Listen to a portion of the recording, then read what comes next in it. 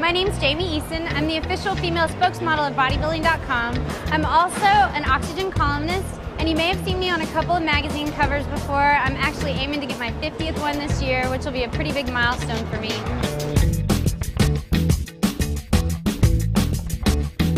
I'd like to share with you today how I maintained my physique, how I got to where I am, and share with you some of my nutrition, my training, and my supplementation.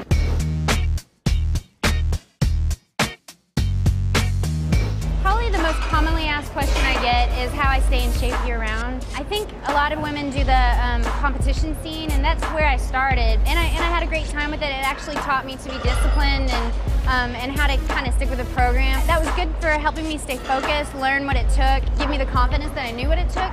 But then I had to sort of make that work for everyday life. I couldn't do this really hardcore, then really easy, then really hardcore. For one, it was brutal on my body. I could see the yo-yo. And the other thing is, it's just not, it's not conducive to what my goals were, which is I wanted to do the modeling and I wanted to be able to work full-time instead of just on occasion when I was in shape. I haven't competed in years, and really there is a noticeable difference in my physique. I've actually lost some size. Not a considerable amount. It's funny, the tighter that you get and the more full you get, people think you're so much bigger, but I think I weighed 96 pounds then and I weigh 106 pounds now. It's just the muscle to body fat ratio is a little different. And magazines actually prefer a slightly more attainable look. I always wanted to be consistent, so I just found a place where my body was comfortable and I could keep it there all the time and it wouldn't fight me. But all that had to do with making sure that I got the training and the eating down pat. So I had to learn to balance calories, to lift heavier for the most part than what most women would think, and also to eat enough. And people are always on this perpetual cycle of cardio, but for me I've learned to balance the training and the diet so that I can minimize the cardio, which I hate.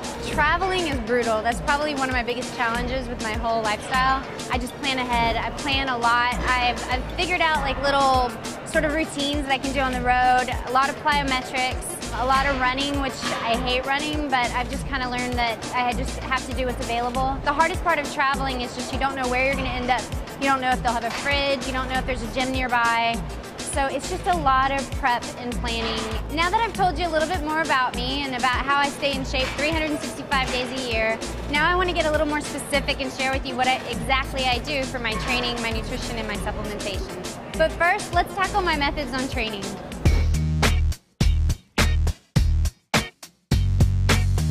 Well, I'm limited on time typically, so I like to do what I call training for my weaknesses. Everybody seems to have one body part that sort of excels naturally better than everything else, and you have that lagging body part. Mine's my whole lower body, so I always make sure and try to hit that at least twice a week.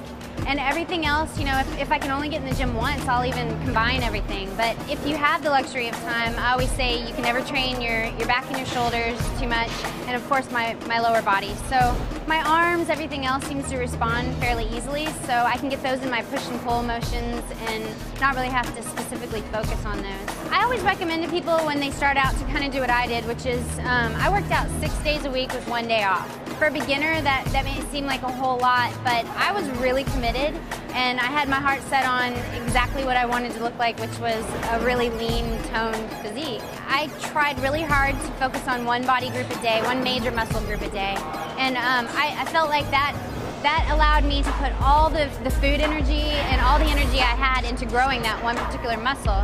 And so if I could do that throughout the week, every muscle got the attention that it deserved, and so as long as I was keeping up my sleeping, my healthy eating, stuff like that, over time you just start growing. It really only took me probably 6 to 8 months to drastically transform from about 28% body fat, which is where I started, to, I believe I stepped on stage for the first time at 9%. I was a little too lean. I wouldn't even recommend that because I actually looked what's called stringy, which is your muscles don't get as full. I overtrain. Exercise is a paradox. It's good for you and it's bad for you because it breaks down muscle. It releases free radicals in your body. it does some harm. So that's why we use the supplements we use. That's why we eat right. That's why we sleep, so we can allow the body time to recover. I'm what I would probably call a hard gainer because I'm so little. Being really petite, it's hard for me to gain any like real quality size. I would probably have to eat like crazy, and I already keep my calories pretty high. So I tend to lift heavier, and I tend to lift in a lower rep range. So like my lower body, I know that I want to grow it, so I'll lift pretty heavy. I'll do a lot of drop sets. I'll do a lot of supersetting, but I'll do heavier weight and just less reps, and then straight into another exercise just to kind of hit it in a different way. When there's times that I want to get in shape for something, whether it's the lake, a wedding, you know, go hang out on the water, or a photo shoot, I'll really kick up the intensity. I start doing higher reps and sets. I'll do a lot of plyometrics. I never do long extended periods of cardio, ever. I feel like it really kind of eats away the muscle on my body type. So I always recommend people do like interval training, like maybe instead of resting in between a set, you have a jump rope and you do some, you know, revolutions with your jump rope, or maybe you're doing plyometrics or something like that. But I also like sprints. I'll just go outside and I'll sprint lampposts, sprint one, walk one. Because my travel schedule is so hectic, I don't really plan a rest day. I let things happen, and I just make sure I don't miss out on any of the fun things and take a complete day off to go do something, you know, cool and exciting, so I have a life outside of this, and then just get right back on my program. Now that I've shared with you some of my methods on training, you can get my full program down below, and now let's move on to nutrition.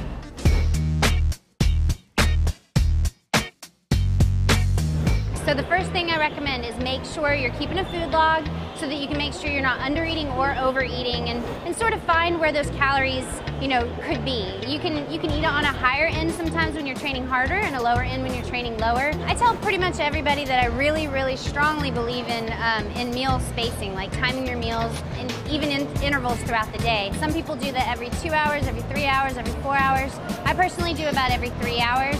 I just find that the reason they do this really is so that you can have sustained energy throughout the day. You don't have peaks and valleys, and you're not going long periods without eating, and so it keeps your blood sugar stable, it keeps your mind alert, and basically it just keeps your body fed and energized. So so you won't binge, you won't feel like, you know, you're having these horrible, awful cravings.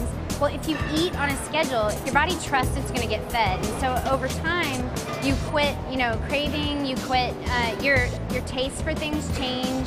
It starts releasing fat when you actually exercise because it trusts it's going to get fed, so it's not hoarding that food for energy. If I wake up, you know, pretty early, I'll always get in 6 meals, but I tell most women to at least aim for about 5. I think that's realistic. So every 3 hours, you know, pretty much all of us are awake that long. I actually keep my protein intake pretty consistent throughout. I find what I do more is manipulate carbs when I want to grow or whenever I want to lean out. So if I want to grow, I usually add a little bit more carbs, especially after training. If you take in carbs then, it acts like a broom to sort of sweep the protein up into the muscles, which is when you need it the most. That's why some people do the little tricks with simple sugars, and women love fruit. I don't really eat much fruit, but if I'm going to eat it, that would be a good time to eat it because the fructose in the fruit is what's going to allow the protein to be swept up into the muscle. One of my favorite hobbies is just being in the kitchen. It's like de-stressing, and I sort of just put my total focus in that. I crank up music and I just kind of do my thing in the kitchen, but necessity is the mother of invention. You know, I had to figure it out, and I could not eat boiled chicken and broccoli. You know, I have a sweet tooth. I have a massive sweet tooth, so I figured there's got to be a way to, you know, make something taste good. So I started experimenting with baby food. I mean, I looked at the jars, and they're one of the few foods on the shelf that's prepackaged, convenient. I could just open it and dump it in, and it doesn't have a ton of preservatives because it's for a baby. So I thought, okay, I'm not eating that straight out of the jar.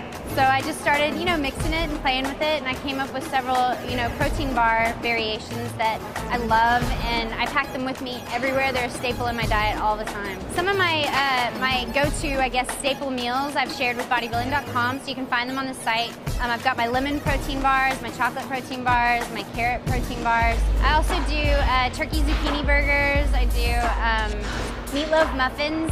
I think that's really convenient.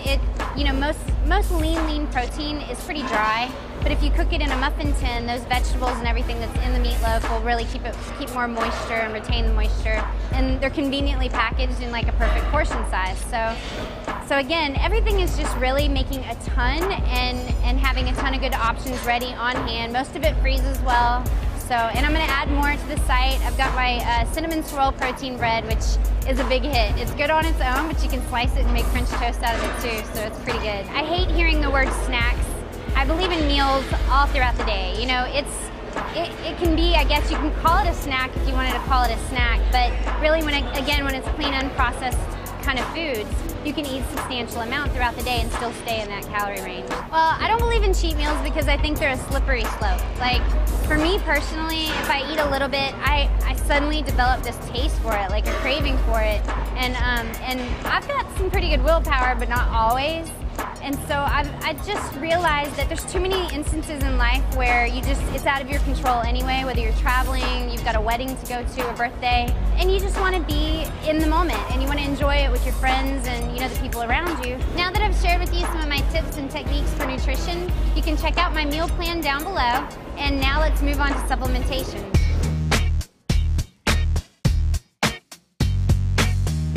Well, supplements to me are exactly that. They're supplementation. You know, one of my favorite things about bodybuilding.com is even though we sell supplements, or we practice what we preach, we all eat healthy and exercise first. And those are actually in addition to your workout plan. You know, I've seen it a million times. Somebody will go into a store or online and they buy, $300 worth of supplements, but they're not even eating right or working out right. And we want you to be successful. So this is why we share these tips with you, so that you'll figure it all out and buy the supplements that you actually need. You know, I'm in my 30s, and so I've noticed, like, for me especially, recovery is harder, so supplements will help with that. Convenience, I travel a lot, so protein powders are good for that. There's just certain things that definitely fit what I would need as a woman, whether it's for hormonal health, whether it's for weight training, depending on what your personal needs are going to depend on what supplements you might choose. Well, I would always recommend a multivitamin for everybody. You know, when you start any sort of working out or clean eating, especially when you start clean eating, you tend to go a little extreme at first because you really want to be committed, you're all in and everything, and sometimes you cut out a lot of food groups. And when you do that, you're missing out on some nutrition. So the vitamins, they'll fill in those gaps. And when you're weight training too, you want to always make sure you have added calcium, because it's weight-bearing activity on your bones can be pretty hard. Another one that I always recommend is a protein powder. I think it's always great for convenience. There's a little window of time after you work out when your muscles are most receptive to taking in the protein and actually using the protein. And then the other one I would recommend is branched chain amino acids. It's not something probably women would think of all the time, but again, my goal specifically is to make sure that I look lean and toned. And branched chain amino acids for me are like my insurance. They're the building blocks of protein, and of course I'm taking my protein powder and I'm eating protein and stuff like that. So I just make sure I take them in, I drink them before, during, and after I train. They're just in my water. So those are my favorites. Those are the ones I always take. A long time ago when I first started this, I really didn't understand the value of supplementation. I really thought, well, if I'm eating really good quality food all the time, I'm getting everything I possibly need. Your body makes glutamine, it makes, all these things naturally. But I'm an anxious person by nature. I stress out quite a bit. Also, when I'm buying it, or even when I'm cooking it, I don't know how I'm changing it. I don't know where it started out, what farm it was on, and how it got to me and stuff like that. So there's all these unknown factors that make me feel a lot better whenever I know if I'm getting a good quality supplement, that I'm filling in all the gaps in that possible, any holes in my nutrition. And I've been able to tell. Supplements have been invaluable in my training. When you train as often and as hard as a real athlete should, or if that's what your real goal is, they're a necessity. Now that you know my approach to supplementation, you can check out my recommended supplementation program below. If you'd like to ask me any questions, you can find me on BodySpace. My username is Jamie Eason. And for more information like this, you should check out bodybuilding.com.